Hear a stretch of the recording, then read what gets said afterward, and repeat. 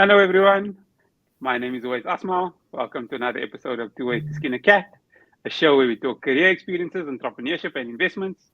The main aim is to show that there's more than one way to be successful other than just climbing the corporate ladder. We are live on LinkedIn and YouTube, and the show will be available on podcast by tomorrow morning. So don't forget to like, subscribe, and click on that notification bell to get automatically notified when the next episode comes out. If you're joining us live, drop a 1 in the comments so that we know we're not talking to ourselves. And drop a 2 in the comments if you're watching the recording. My guest for this week is Zwelihle Ndwandwe, chartered accountant and derivatives trader at ABSA Alternative Asset Management. Zwelihle, thanks so much for joining me today. Thank you, Wes. Good afternoon, good evening, everyone, and thank you for inviting me to your podcast. Let's jump straight into questions. Tell us your story, where you come from, and even outside of work. Who is Zwelihle Ndwandwe? Give us a backstory. Thank you, Wes. So basically, as you have introduced me, Zwelihle Ndwandwe from KZN originally in Pongola in northern KwaZulu, close to the border there of Swaziland. So yeah, I did my high school though in the Western Cape from grade 9 to grade 12 in an area called Otoen, which is about 450 kilometers out of Cape Town, and yeah, and basically that's where my ambition of career direction started, where I basically decided on the path of where I would want to go with my life from there on. So I did my then I finished high school in 2009 in Oton, Zwelihle High School, and then I went to UWC, where I enrolled for a BCom accounting from 2010 to 2014 with my postgrad then. Yeah, and then I went to KPMG afterwards. So I'm now a qualified CA, chartered accountant, registered with the Institute of Chartered Accountants in South Africa. Yeah, and now I actually work at ABSA, so ABSA Alternative Asset Management, where I have been since post my articles, which is now probably just 4.5 years or to 5. Yeah, outside of work, I'm a guy who just loves to basically who loves to keep fit, keep healthy. So I'm always doing hikes. I love the beach. I also then do quite a lot of tutoring with an organization called Fund Learning for Youth, which does basically maths and life skills in Guguletu every Saturday. And I've also do mentoring for the grade 12 learners there as well. In addition to that, I also participate in the BMF Western Cape. I have been the chair of skills and development in the YP, in the young professionals for the BMF, and yeah, so that's basically me. And I mean, I'm very passionate about education. I'm very passionate about the things that affect the majority of the previously disadvantaged people in this country, because I myself is one of them. So I'm actively looking for ways to basically just better everyone, to give each and everyone an equal opportunity to basically change their lives and have a meaningful impact. That's a great way to start. You mentioned that after articles you went straight into derivative. So what is derivatives trading and how did you get into it? Because it sounds a little bit like the Wild West.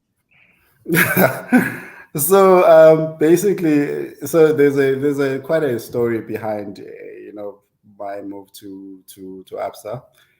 So I mean, thankfully I got to that exposure through KPMG as I was an auditor there.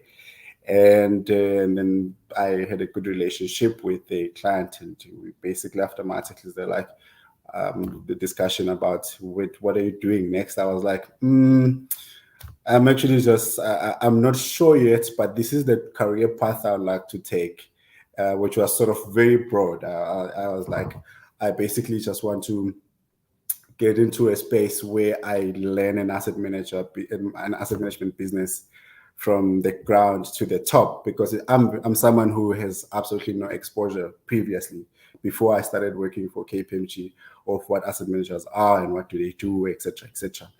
So so luckily, I got the opportunity there, and I started on an official title of a fund accountant. But that the intention was for me to come in, basically learn from operations, go to the finance side of the business, and then go to the front desk where portfolio management activities do occur. And currently, officially, my official title on my contract is also portfolio management assistant, but I just wrote derivatives trader on LinkedIn for some reason.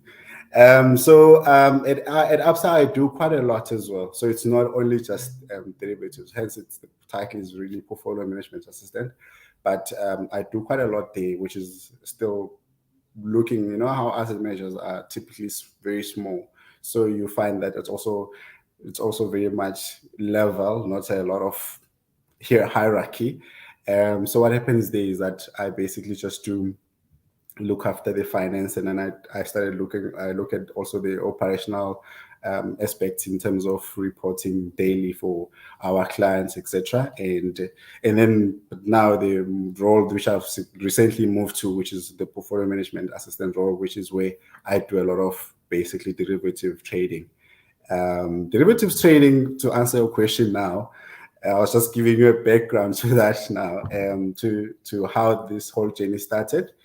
And then so derivatives trading is basically, we don't normally derivatives trading, you gotta have a view of what you can basically do.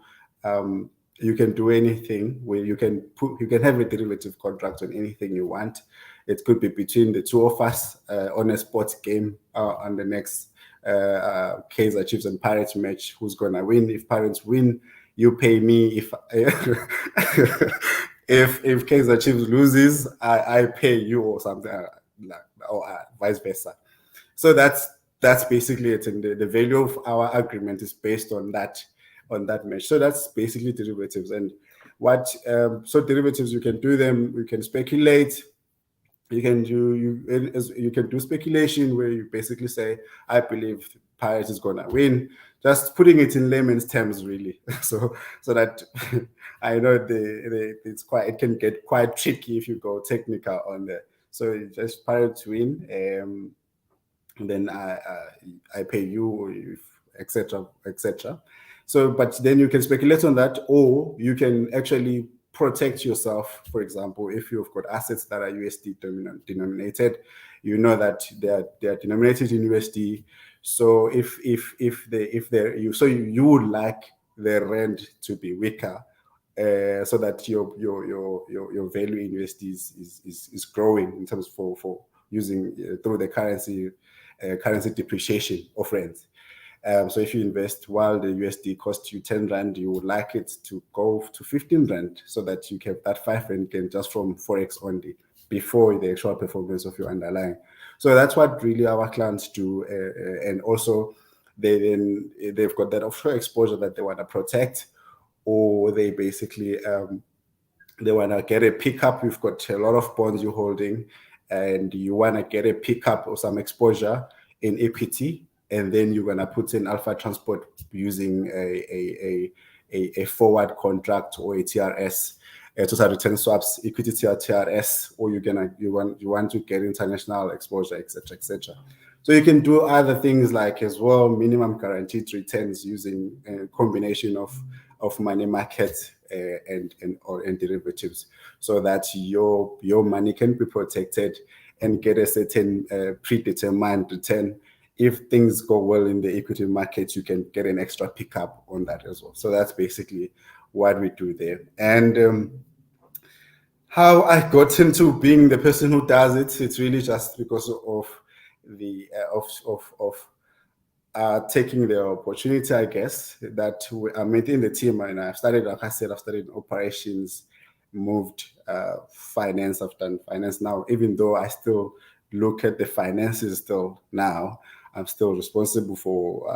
I still look at that portfolio management as well, and the derivatives portfolio, over-the-counter derivatives as the portfolios. So that's really what happened. But also there was just some corporate actions that have occurred in the business that allowed us to have to give that allowed the opportunity for me to make that transition very easy, because it really is a very technical and very tricky and every day, you always gotta have someone talking to you about, okay, what are we trying to achieve? What are we doing? So that you don't, because one misunderstanding, you will buy something that you should have sold.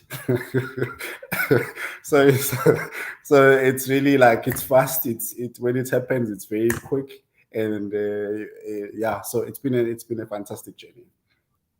Okay. No, I mean, I like the way you explained it, because I find it, people sometimes find it difficult to get into asset management. So the way you said about the relationship and then taking advantage of the opportunity that came to you is brilliant. For the audience, we'll be responding to questions towards the end. So please add your questions to the comment section now so that we can make sure we don't miss them.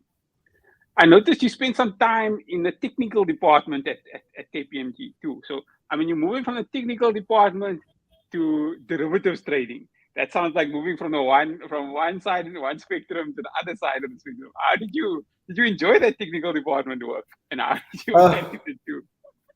Yes,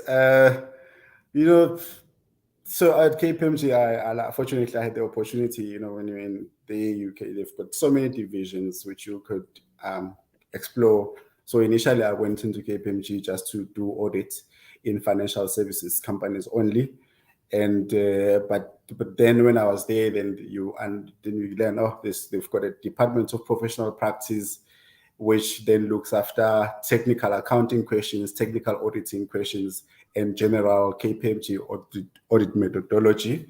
So those are the guys that are just sitting there making, if you've got a tricky situation as an auditor, somewhere sitting with your client, and you're like, I don't know whether this could go either way, but now you need to get an opinion of an expert. Then you send it to DPP where they.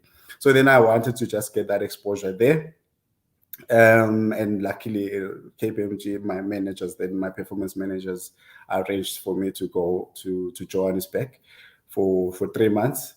And I mean, I like philosophy, so IFRS and auditing, it's all philosophy, and I enjoyed it thoroughly being there. Every day you're sitting, you have to open your IFRS and basically draft an opinion, and it gets reviewed. There's technical meetings where we basically just sitting around the table and discussing critical IFRS matters, and also get to see the contribution that auditors or the firm makes into the international body that develops the standards and makes the changes every year. So we're sitting on those discussion papers on a weekly, or whenever there's a hot topic that comes up, etc. So that was an amazing experience. But also that helped me to know that, what, I can't sit in accounting. I can't sit in anywhere where I'm just like every day drafting opinions, and because you then explore. And I mean, the DPP office in Johannesburg looked at all the opinions across Africa, so you got all the accounting issues from all the countries from most of the countries. And it was quite enlightening as well. Also, just seeing transactions that before they actually occur, people that are still planning, clients are still planning to do something, and they want to understand the accounting implications of that. So that's also another aspect where you get things, and I enjoy that, where you see something before it comes to reality. Then you're like, when you seeing a company already set up like this, but actually, in fact, you as an auditor, then you got to see that before it came, and you basically help to make sure that when it comes to life, it's something that is compliant and how it's going to be treated in terms of accounting, etc., etc. So that I enjoyed thoroughly. Speaking of hot button topics, so you said you started working in Cape Town and you worked a little bit in Joburg, but then you came back to Cape Town. So what was your experience like moving cities, and what made you decide Cape Town's I'd rather move back to Cape Town? So my Joburg for me is a different place. It feels liberating. It's liberating, honestly, to be there. Just when you get off the airport and you get into the street, driving on the highway, it's a different air to Cape Town. All dreams are possible. You can see that, yeah, here people are here for the gold, nothing else. We're chasing the gold, and people are making it. Yeah, people like me are driving nice cars. You can see that everyone is making it here. So it's every dream becomes possible when I'm in Joburg. However, I love Cape Town. I enjoy Cape Town, but also my career ambition. I mean, I've always wanted. I remember in my articles, someone asked me, "What do you want to do post your articles?" I was like, you know what? I'm intrigued by financial instruments and financial products.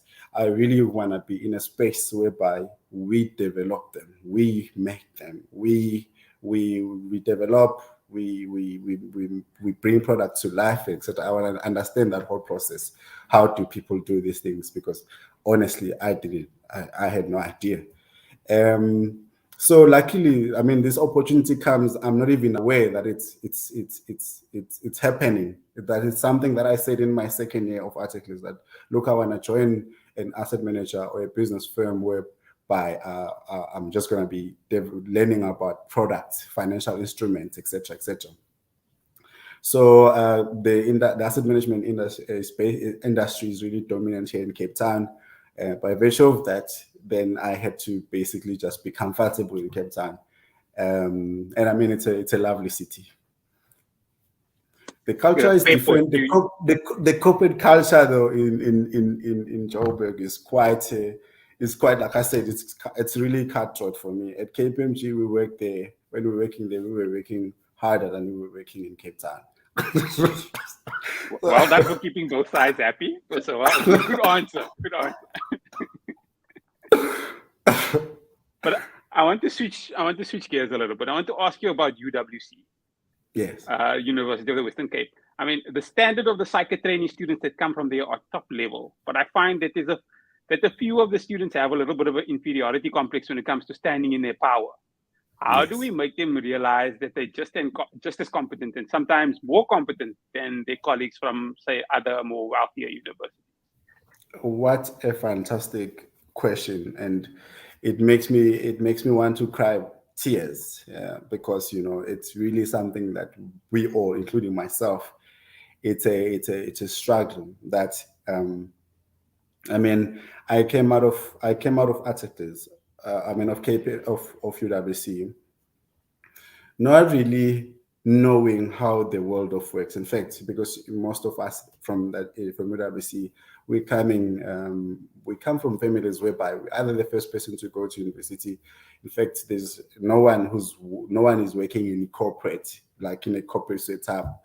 So you don't know a child right now who is in the deep rural areas of this country probably doesn't know Microsoft Teams, doesn't know Zoom, doesn't know what these things are and how they work. They don't know what is a meeting, you need to keep time, you need to manage your time.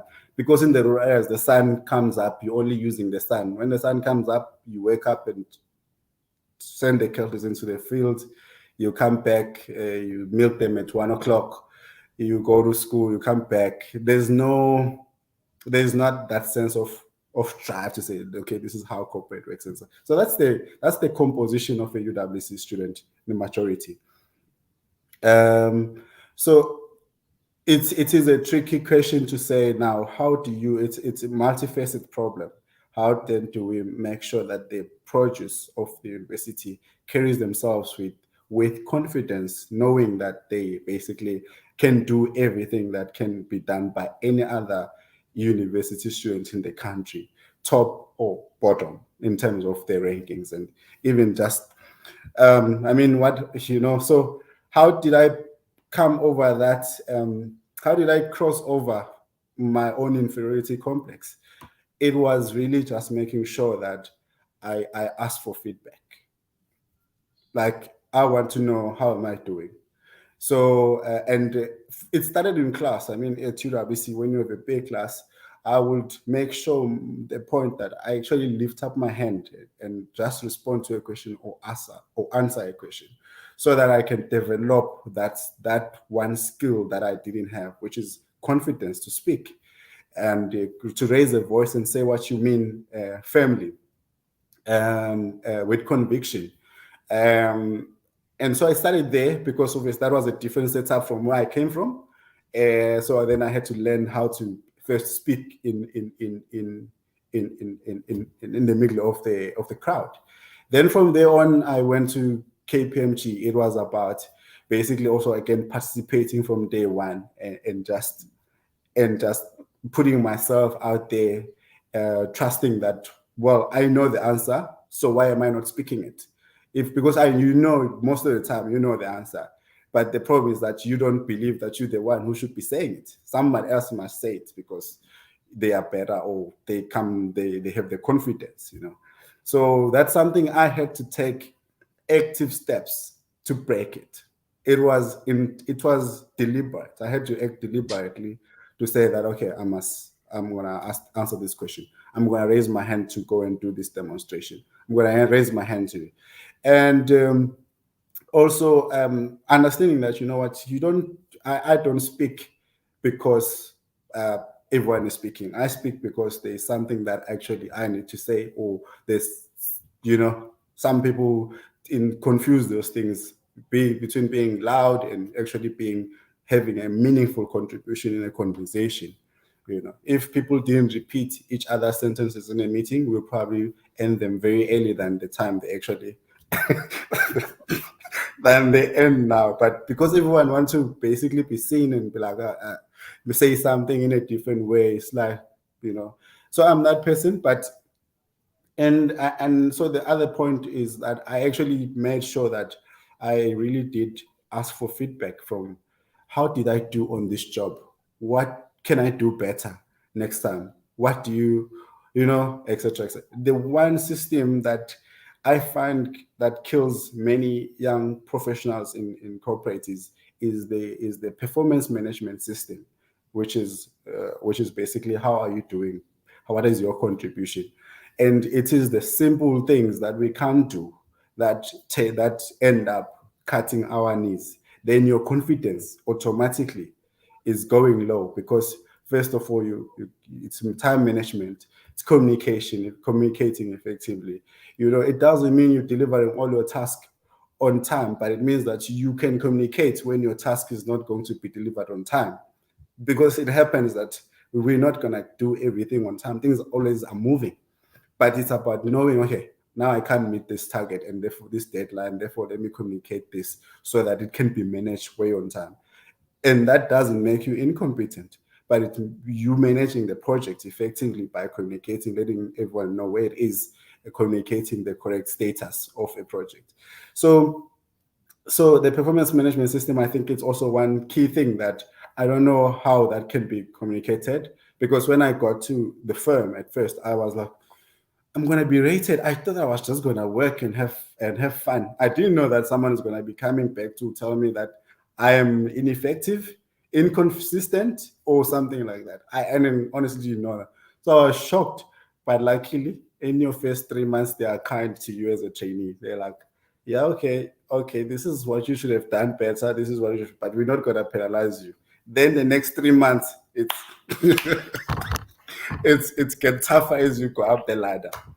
So I think these are my 3 points to answer that question. Is that first of all, be deliberate in recognizing your weaknesses and work on them every day. The things that you think makes you inferior, then you must really attack them deliberately and intentionally, and then also just ask for feedback from the people that are managing you, the people that are ahead of you, so that you can then know that then you know what. I had a very good friend of mine whom I kept asking, my friend, how am I doing? And she kept on saying, you are fine, Zoe. I'm like, what do you mean I'm fine? But I think there's more that I need to improve on. She's like, no, you are fine. You are doing. And the managers as well. I asked them, what can I do? They're like, Zweli, you are fine. And that's, I started believing myself. Oh, actually, I'm fine. Because this is something I didn't believe about me, that I'm fine. So someone told me, I asked for this feedback. They kept on repeating it to me. You are fine. You are fine. You are fine. And etc. Yeah. I have a few more questions, but there's lots of questions coming from the audience. So I'd rather just switch over to that quickly. We've got a Okay. question from Ayanda, which says, how do we cultivate a culture of investing in young black professionals? We often assume that because someone is a CA, they are up to speed and clued up on saving and investing. The reality is that many young black professionals are starting on a back foot, starting articles in debt. How do we turn this around? Phew. That is such a tough question, Ayanda. But thanks anyway. So this is something that really we have to be intentional about, and it doesn't start the issue with investing. It's not something that you start because you got a degree, you are a qualified CA, or you now have money. It's something that starts when you have no money. How do you how do you manage yourself when you do not have money? So it is because then when the money comes, and but you have no system of you have no system of how do you do things in your own, in terms of just looking after your investments, etc., etc. So most of the time, this is something that needs to actually, I think that needs to go back. And there's been a huge drive I see from many, I've seen some adverts, some companies actually driving financial literacy to high school, because really, they say in there's a saying in African language, in isiZulu, that says directly translated, you bend it while it's still wet, you don't bend it when it's already. But it basically just means that you teach someone when they're still teachable, and this is a habit that needs to be taught from a very early on. The discipline, the relationship between money and the relationship between money and investing in our lives. How do we manage those three things? I think that's basically where it's at. As an adult, then if you don't have it, it's gonna take a long time to master this, to basically know, okay, uh, first of all, for many Black South Africans like myself, it's reality that when you come out of varsity, you have absolutely nothing, nothing at all. And in the current environment, you can't also put your life at risk by saying, no, I'm going to sacrifice on a place to stay. Most of us are working in cities that are far away from home. That's just the question, linking the second part there. We're starting on a back foot, starting on debt, and that is reality. So the one thing that one needs to just know is that my way of doing it is that I know that um, finance is good. They say, so some people say debt is bad. I say debt is good, because really, even if you look at some people make examples of how rich people live, and they say, well, you don't use your own money to do anything. Use someone else's money, pay the finance cost, which is cheaper than using your own money, and invest your money where you're gonna get a bigger return, which covers that finance cost plus some pickup. So debt is good. And also debt is good if you manage it properly, knowing how much can you take with your looking at your cash flows, so that you basically then a budget is very important. The tricky part is that people do when I do a budget in my head, things tend to go south very quickly, because then there's that one thing I forget, that one thing that comes and hit me, and I'm like, wait. So it's good to do a budget. And actually, after the debit orders have gone and everything has gone, go to your bank statement and check, okay, this one went off, this one went off, and adjust them accordingly to the exact amount where you've got the amount in correctly, so that you can then know, okay, this is my financial budget. Every time you're walking in a mall, you know how much cash flow you have, or how much cash you have, how much things you can still take on, and how much you can't take on. Also then create that space to invest. I mean, so there's different strategies. How do you start investing such that, I mean, the traditional ways of investing, they give you a good return, and they normally tell you that, look, you mustn't expect to be a millionaire within 3 to 5 years. Or we're not trying to make you a millionaire, but we also just, these things take time. The adverts also tell you that investing takes time, and therefore you must be patient with it, with yourself. So without delving further, because I can really go on this. Yeah, but maybe just to end, like, debt can be good if you use it for the right things, not if you're using it to buy assets, not if you're buying clothes or buying groceries, or not stuff that you consume immediately. Absolutely. And not financial advice.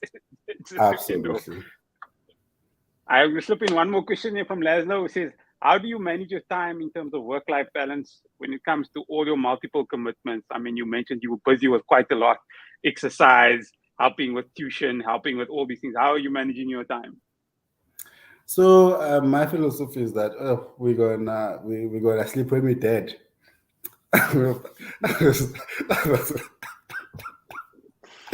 I'm joking. So that is a very good question there, Laszlo. And so it's one thing I've learned is that it's really just about knowing your schedule. That's you can't take everything that comes, because so I've had to say no in a lot of things, and say just be like no, because in the beginning I said yes, and then I couldn't make those commitments, and I realized now I'm becoming a liar now. So let me rather recognize the fact that I can't do everything, and therefore whatever I take, I intend to do and finish as I've committed. So that's basically how I've just tried to limit a lot of, because my friends are all ambitious people. They've got ideas about this. Let's do this. Let's do that. You know what? We can do this, and so for that. Let's do. And then I'm like, yo. Whoa, wait. I can't do that. I can't do this. I can't do this. This is what now are my focus areas. So basically, it's just knowing when to say no, because also we mustn't exhaust ourselves and tire ourselves. We must make enough time to exercise and rest and read and be at home, just recuperate. Because honestly, as you work can be quite intense, not only mentally but also emotionally. So it's good to maintain that balance. So for me, it's really just knowing when to say no. The things that I know, okay, these are my focus areas. I'm going to focus on these 2 things for this rest of this year, and I'm going to do that only. So if something else that comes, then we're going to have to evaluate properly timelines and how that fits into my objectives, long-term objectives, which I'm working towards. Because yes, everything is important, but what am I specifically what have I set myself to do? And therefore I'll deal on that. I'm going to end off with my favorite question. What is one piece of advice you would give your younger self? You know what? Be like a blind person, or I don't know like a blind animal or a blind snake, a snake that has been hit. You know, when you hit a snake in the head and you let it go, it goes around biting everything that is on its path. Please, if I were to go back when I was in varsity, when I thought, I need to wait for me to have a degree. I need to wait up until I finish my articles. I need to wait up until I'm stable and comfortable in this job. Because the more you wait, there's always something to wait for. Always something to wait for. Therefore, if I could go back to when I was 15, I'll start reading books. I'll start taking those opportunities like that snake, and just take every opportunity to have a bite, and say, oh, this is a metal, I can't bite it. Oh, this is a person, tastes nice, succeed, blah blah blah, etc. etc. I would really do that. That's the advice I would give myself. Just go at everything. I think that's great advice to end with. The show has been live on YouTube and should be available on podcast by latest tomorrow. If you're watching on YouTube or listening on the podcast, don't forget to like, subscribe, and click on that notification bell to get automatically notified when the next episode comes out. Zwelihle, thanks so much for your time. Thank you. Thank you for inviting me, Wes. Have a good one. Thanks everyone for joining us for another episode of Two Ways to Skin a Cat. Goodbye.